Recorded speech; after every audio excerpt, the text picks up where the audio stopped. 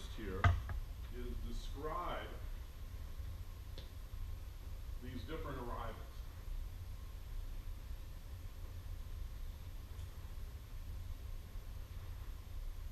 And to do that, we basically take our same geometry, our different receivers, and this is going to be 3, and this is going to be 72. And then we have time along this axis. So we flip this thing sideways right here. I'm going to use Z now. I'm going to pretend this is an Earth model, just like we were doing in gravity model. I'm going to look at the Earth model that created these series of seismic. So I'm going to kind of do forward modeling like we would do with the atlas. And I'm going to use rays to describe the different arrivals, ray paths. Okay?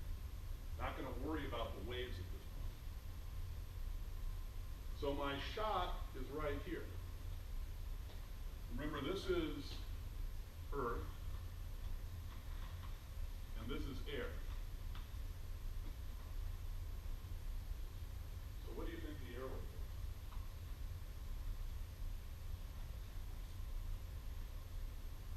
Sound wave. It's a sound wave in the air. If I do that, you guys hear it everywhere, right? Okay. If I had a line of people extending from me to there, you would hear the air wave at different times and different amplitudes. Right? The air wave is basically going to go in the air, really actually coupled to the ground, from the source to each of the detectors. Anybody know how fast sound travels in air? Pardon? 314 meters per second, something like that, yeah. It's basically 314 or 330? 340?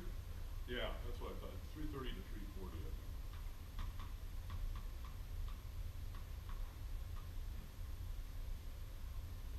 We know that when waves travel in air, we know that the velocity of sound in air is 330 to 340 meters per second. When a plane goes faster than that, you get a sonic boom, half the sound wave. So how could we use the air wave to estimate the velocity?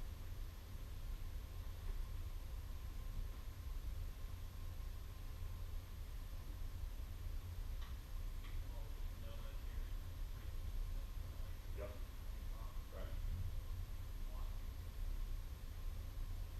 It should be, but how would we measure it from the seismic? Give me 2 different ways. So here's another question for you. Yeah, you can do this one. What are 2 ways?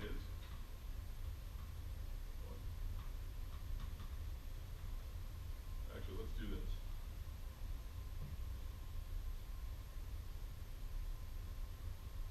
Using trace 24,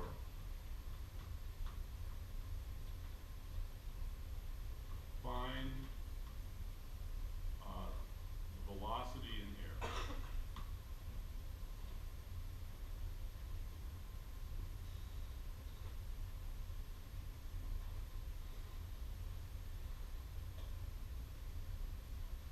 What do you have to do to trace 24 in order to find the velocity in air?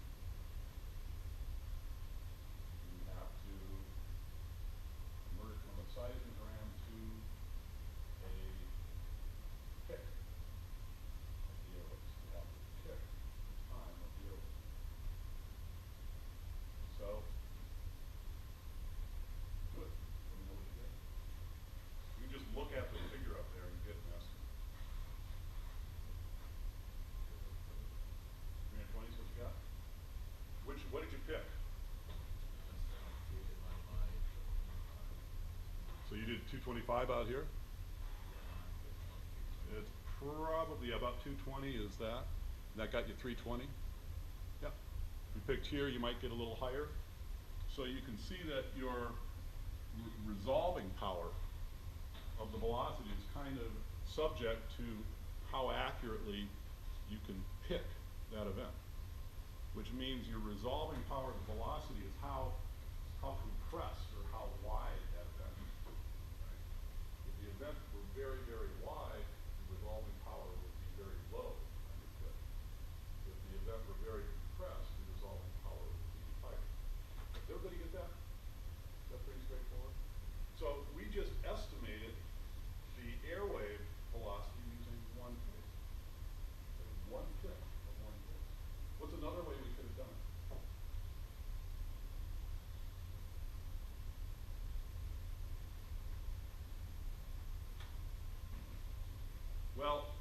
problem with that is that we didn't take advantage of the multiple measurements that we have, right? We only used one trace. What if there was a lot of noise on that trace?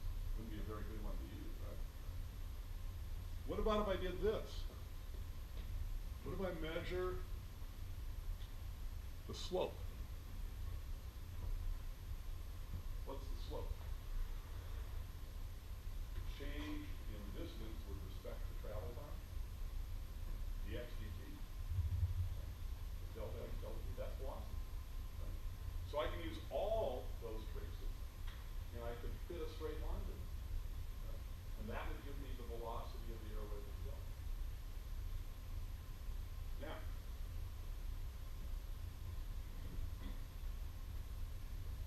what about this thing right here?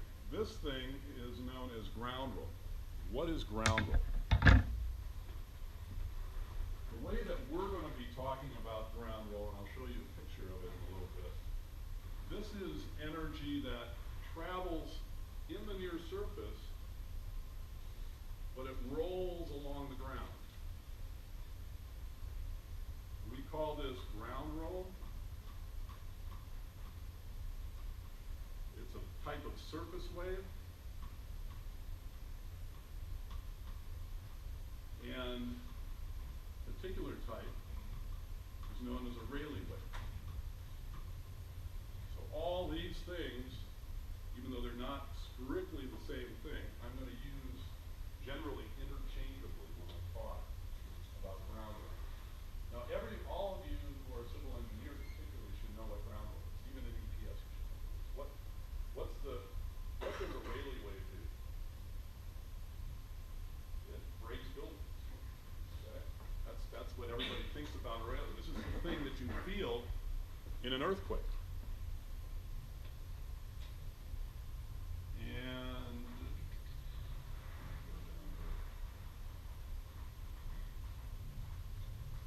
here we go. So now we're getting more into the mechanics of the waves. It turns out that the types of waves that we're going to be interested in, you probably had this in 6th grade, are the P wave, which is the compressional wave, that first arriving energy. And I always think of a slinky to describe the motion of the wave. The vibrations propagate down the coils of the slinky. A shear wave basically has motion perpendicular to the direction of propagation. And the classic example of that is waves on a string, where you kind of pluck a string and a wave vibrates with a motion perpendicular to the string. Love waves have a vibrational mode and they're trapped along the surface, but the Rayleigh wave is even more complex than either the compressional or the shear wave. It basically propagates along the surface with what we call retrograde elliptical particle motion. What that means is that it's a coupled P and S wave, although primarily shear in its nature. So the Rayleigh wave propagates nearly at the shear wave velocity of the soil. That's a general statement. We're going to get into more detail about that later. But for those of you that are designing buildings and want to know what the shear wave properties of the soil are, if you can measure the velocity of the Rayleigh wave, you have a pretty good idea of what your shear wave velocity is. So let's go back to that synthetic again. Where was that? Is that up or down? All the way up. There we go. Okay. So why don't you tell me, using the same thing, what the shear wave velocity of the soil is? Go ahead. 5 more minutes.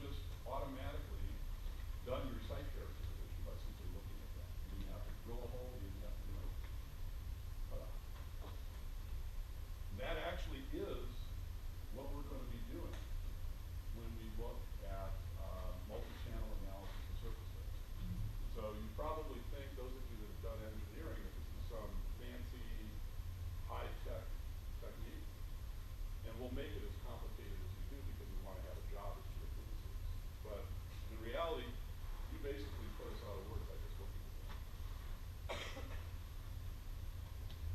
Okay? Now, we can do one more thing here, and that is that there's another arrival that's traveling very, very